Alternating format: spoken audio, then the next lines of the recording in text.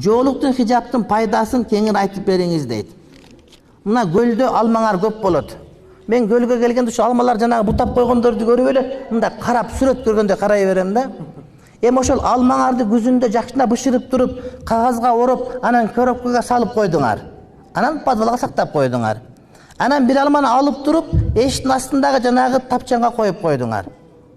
Bir gün öttü, 2 gün öttü, 1 ay öttü, 2 ay öttü. 6 aydan keyin ökön alып kelip, kayra ortaga alып kelip koygula, kaysil alma kanday saktalып турат. Коробкага салынганда алсаң жылтырап ачып десең, чырш десең жегенде чачырап кетип суулары свежийден турат дагы. Муну алманы таап келе албай калышың мүмкүн.